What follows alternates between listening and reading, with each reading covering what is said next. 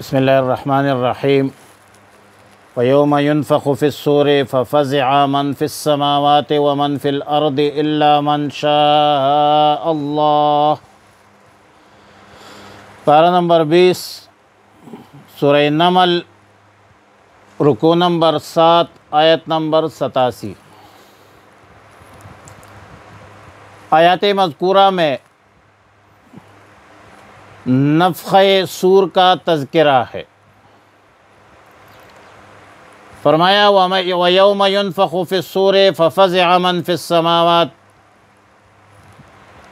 فزع کا معنی ہے گھبرانا اور پریشان ہونا۔ سورہ زمر میں فزع کے بجائے صعقہ کا لفظ آیا ہے۔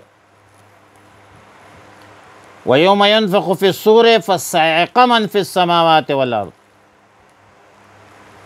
اور صعقہ کا معنی ہے بے ہوش ہونا۔ دونوں آیت نفخہ صور کے متعلق ہے،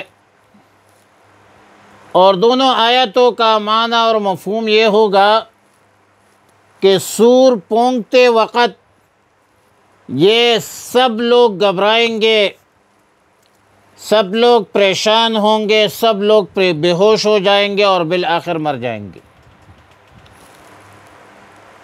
سیدنا حضرت قتادہ رحمہ اللہ اور دیگر مفسرین آیات مذکورہ کو نفخہ صور پر محمول کرتے ہیں، نفخہ ثانیہ کے متعلق قرار دیتے ہیں، جس سے سب لوگ مردہ ہو کر دوبارہ زندہ ہو جائیں گے، اور آیات کا مطلب یہ ہے کہ سب لوگ زندہ ہونے کے وقت گھبرائے ہوئے اٹھیں گے۔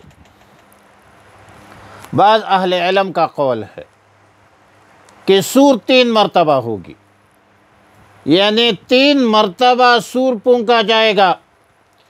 پہلا نفخہ فزع ہوگا، جس سے سب لوگ پریشان ہو جائیں گے، گھبراہٹ ہوگی، اضطراب میں مبتلا ہوں گے۔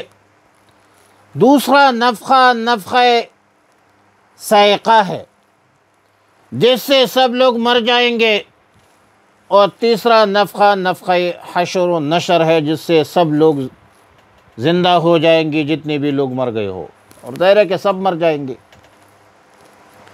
مگر قرآن کریم اور احادیث صحیحہ سے 2 نفخوں کا ثبوت ملتا ہے۔ قذا فی القرطبی و ابن کثیر۔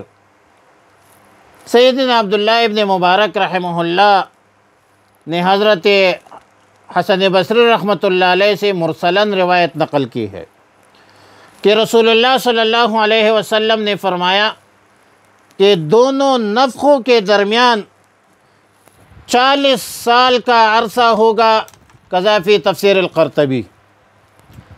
الا من شاء اللہ، یہ استثناء فزع سے ہے، اور فزع کا معنی تو بتلایا کہ گھبراہٹ ہے، پریشانی ہے۔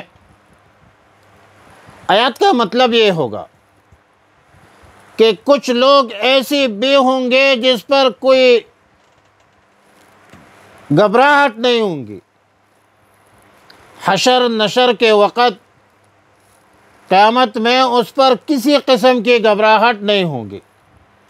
سیدنا ابو ہریرہ رضی اللہ تعالیٰ عنہ سے روایت ہے کہ یہ لوگ شہداء ہوں گے، اور حشر کی دوبارہ زندگی کے وقت ان پر کسی قسم کی گھبراہٹ نہیں ہوگی۔ اور سیدنا سعید بن جبیر رضی اللہ تعالیٰ عنہ سے بھی یہی منقول ہے کہ الا ما شاء اللہ سے مراد شہداء ہے، جو حشر کے وقت اپنے تلواریں باندھے ہوئے عرش کے گرد جمع ہوں گے۔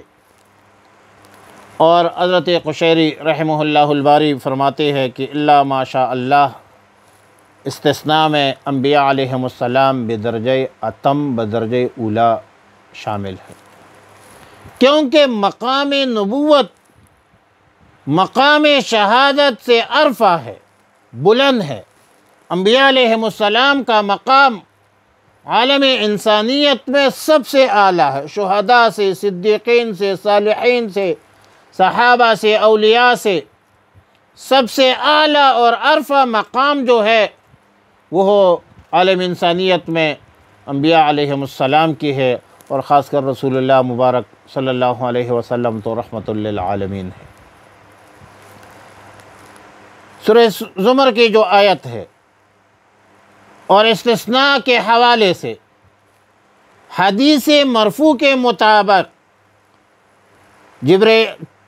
جبریل امین، میکائیل، اسرافیل، ملک الموت اور حملۃ العرش، یہ بھی الا ماشاء اللہ کی استثناء میں داخل ہے، اور ان پر بھی بے ہوشی طاری نہیں ہوگی۔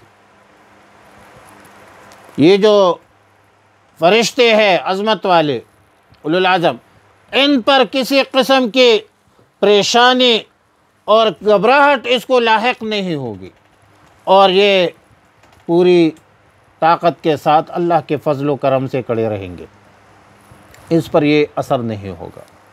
فرمایا وَيَوْمَ يُنفَخُ فِي الصُّورِ، اور جس دن پھونکا جائے گا فی الصور، سور میں، ففزع، تو گھبرائے جائیں گے، تو گھبرایا جائے گا، من فی السماوات، جو کوئی ہے آسمانوں میں، ومن فی الارض، جو کوئی ہے زمین میں، الا من شاء اللہ، سوائے اس کے جسے اللہ چاہے۔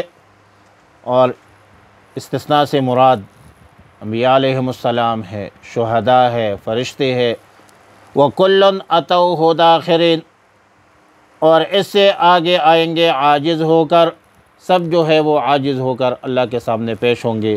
صلی اللہ علی النبی الامی الکریم وعلی آلہ وصحبہ اجمعین۔